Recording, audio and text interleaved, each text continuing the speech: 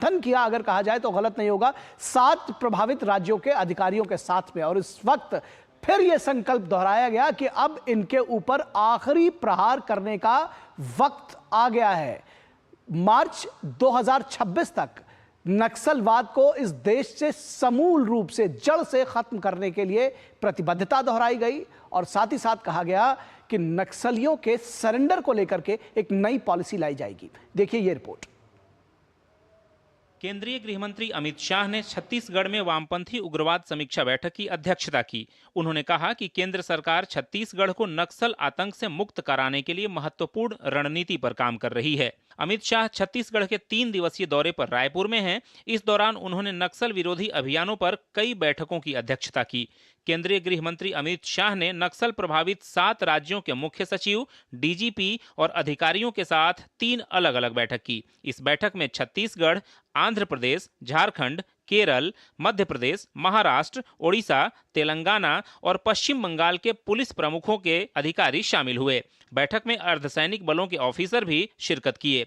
केंद्रीय मंत्री अमित शाह ने प्रेस वार्ता को संबोधित करते हुए वामपंथ नक्सलवाद को खत्म करने की बात पर बल दिया। उन्होंने कहा कि नक्सल समस्या अब अंतिम चरण में है और हम मार्च 2026 तक इस समस्या को पूरी तरह से समाप्त कर देंगे। 2019 से लेकर 24 तक नक्सल प्रभावित क्षेत्र के नाम से, तमगे से मुक्त हुए हैं। बिहार, झारखंड, उड़ीसा, आंध्र प्रदेश, तेलंगाना, मध्य प्रदेश और कमोबेश महाराष्ट्र भी, ये सारे राज्य, महाराष्ट्र का एक जिला छोड़कर, नक्सल समस्या से मुक्त हुआ है। मैं मानता हूं कि ये भारत सरकार का बहुत बड़ा अचीवमेंट है।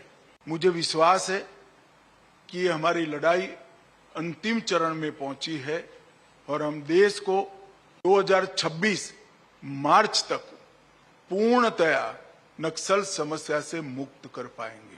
केंद्रीय गृह मंत्री ने नक्सलवाद को एक बड़ी चुनौती बताया और कहा कि सरकार जल्द ही क्षेत्र में एक विशेष नक्सल आत्मसमर्पण नीति लेकर आएगी। लंबे समय के प्रभाव के कारण निरक्षर रह गए हैं, चाहे उनकी एज कोई भी हो। इनको साक्षर बनाने के लिए छत्तीसगढ़ सरकार और भारत सरकार का गृह मंत्रालय एक अभियान चलाएगा, ये तय हुआ है।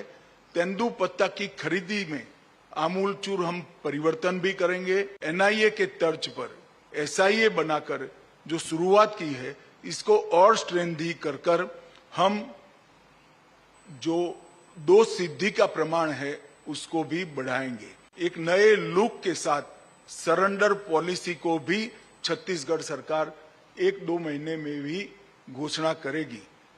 इससे पहले केंद्रीय गृह मंत्री अमित शाह आज छत्तीसगढ़ के पवित्र धाम चंपारण पहुंचे। यहां उन्होंने महाप्रभु वल्लभाचार्य के मुख्य प्राकट्य बैठक स्थल और चंपेश्वर महादेव की पूजा अर्चना की और देशवासियों की सुख समृद्धि की कामना भी की। इस मौके पर मुख्यमंत्री विष्णुदेव साय, उप मुख्यमंत्री विजय शर्मा, सांसद बृजमोहन अग्रवाल भी उनके साथ मौजूद रहे। इस मौके पर द्वारिकेश्वर लाल जी महाराज द्वारा उन्हें महाप्रभु वल्लभाचार्य जी की प्रतिमा भेंट की गई। Bureau report, DD news.